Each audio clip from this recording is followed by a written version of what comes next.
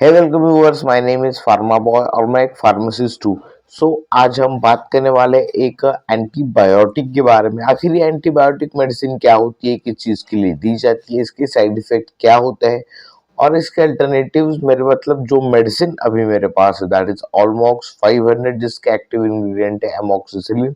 इसके alternative medicine आपको कौन से मार्केट में मिल सकता है, इस चीज़ के बारे में आज हम इस वीडियो में बात करेंगे।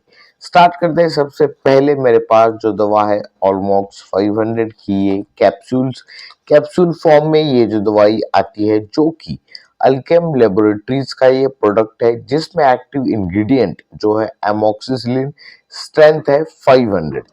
ये एक टाइप की एंटीबायोटिक है। एंटीबायोटिक इसका मतलब है कि कोई भी और किसी भी तरह का बैक्टीरियल इन्फेक्शन अगर हमें हुआ है तो उस चीज को कम करने के लिए ये एंटीबैक्टीरियल दवा, ताकि उस बैक्टीरिया को ये मार सके, तो बैक्टीरिया को किल करने के लिए ये जो दवाई है वो दी जाती है। अब कुछ दूसरी चीजों के बारे में बात करें, जैसे कि मोस्टली जो हमें इन्फेक्शंस होते हैं, जैसे कि हमें थ्रोट का इन्फेक्शन है, ईयर का इन्फेक्शन है, नाजल साइनस वगैरह जैसा कुछ प्रॉब्लम है, रेस्पिरेटरी ट्रैक का इन्फेक्शन है, फॉर एग्जांपल निमोनिया जैसी चीजें, देन यूरिनरी ट्रैक्ट का इन्फेक्शन है, मतलब हमें अगर पेशाब करते वक्त जलन वगैरह होती है तो वहां पर अगर कोई इन्फेक्शन है, यूरेटर, यूरेथ्रा या फिर यूरिनरी ब्लैडर में अगर कोई इन्फेक्शन है, तो ऐसे यूरिनरी ट्रैक्ट इन्फेक्शन में भी ये जो एंटीबैक्टीरियल दवा है वो दी जाती है। देन अगर स्किन का कोई इशू है, स्किन में कोई इन्फेक्शन वगैरह हुआ है, तो उसके लिए भी डॉक्टर जो है वो ये दवाई जो है वो प्रिस्क्राइब करते हैं। बेसिकली ये दवाई सेफ है, इसका कोई इशू नहीं है, लेकिन प्रॉब्लम एंटीबायोटिक के साथ तब आती है जब आप एक्सेसिव डोज जब एंटीबायोटिक का लेते हैं, तो कुछ बैक्टीरिया जो है इस दवाई से जो है वो इम्यून हो जाते हैं और अगली बार ये दवाई उन पर काम नहीं करती।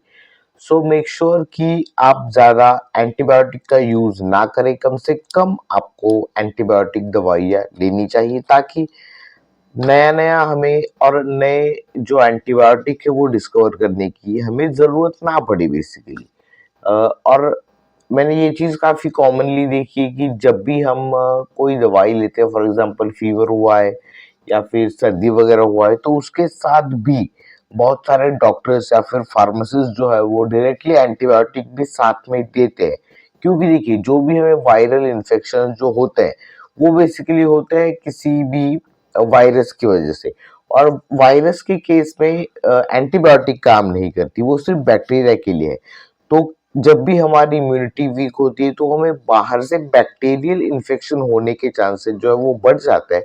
सो इसी चीज की वजह से बहुत सारे डॉक्टर्स और फार्मासिस्ट जब भी हमें कोई वायरल इन्फेक्शन होता है तो वहां पर भी हमें एंटीबायोटिक देते हैं।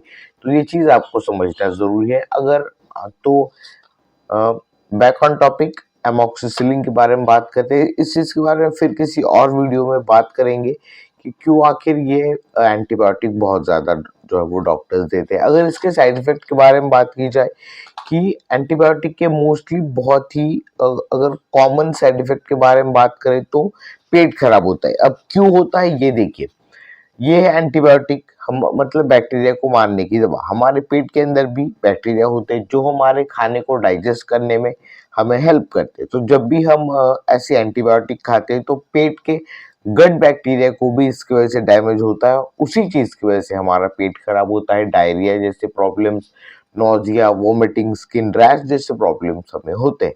या फिर कुछ लोग पेनिसिलिन जैसे एंटीबायोटिक से एलर्जिक होते हैं। तो अगर एलर्जी आपको किसी भी ऐसी दवा की है तो आपके स्किन के ऊपर रैश वगैरह, रेडनेस वगैरह दिखाई दे सकती है। तो इस चीज का भी ध्यान रखना है कि अगर आप एंटीबायोटिक से आप रेजिस्टेंस है, एलर्जी है, तो ये दवाई आपको नहीं लेनी है, या फिर डॉक्टर ने आपको रिकमेंड की है तो ये चीज आपको बताना जरूरी है कि मुझे एक पर्टिकुलर एंटीबायोटिक की एलर्जी वगैरह है, तो वो डॉक्टर्स आपकी दवाई चेंज करके आपको दे सकते हैं। बाकी अल्कोहल, प्रेगनेंसी, ये सारी चीजों में ये दवाई जो है वो as a safe medicine consider की जाती है। लेकिन फिर भी कोई भी दवाई अगर आप प्रेगनेंसी के टाइम पीरियड में लेते हैं तो डॉक्टर की सलाह के साथ ही आपको वो दवाई लेना जरूरी है, ताकि आपके प्रेगनेंसी में कोई भी जो है वो कॉम्प्लिकेशंस अराइज ना हो। डेफिनेटली ये दवाई किडनी लीवर को डैमेज करती है एक्सेसिव डोज में ही। नॉर्मल डोज में इसका कोई बेसिकली साइड इफेक्ट नहीं है।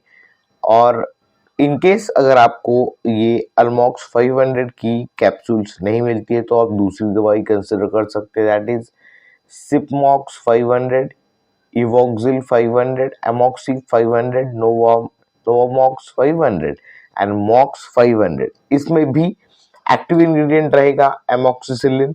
सिर्फ दूसरी कंपनी की दवाई आप कंसिडर कर सकते हैं अगर आपको ये दवाई नहीं मिलती है तो। सो आई होप आपको एमॉक्सिसिलिन के बारे में थोड़ी बहुत इंफॉर्मेशन मिली होगी। बेसिकली एंटीबायोटिक मेडिसिन है, किसी भी तरह का बैक्टीरियल इन्फेक्शन, इंटरनल एक्सटर्नल कोई भी बैक्टीरियल इन्फेक्शन हुआ है तो उस चीज में ये दवाई जो है वो डॉक्टर्स रिकमेंड करते हैं। सो ये वीडियो सिर्फ इंफॉर्मेशन पर्पज के लिए है। कोई भी दवाई यूज करने से पहले डॉक्टर की सलाह जरूर लीजिए। आई होप आपको समझ में आ गया होगा। आज के वीडियो के लिए बस इतना ही, फिर मिलता है ऐसे एक से एक नई वीडियो में। Till then keep watching farm boy and finally thanks for watching.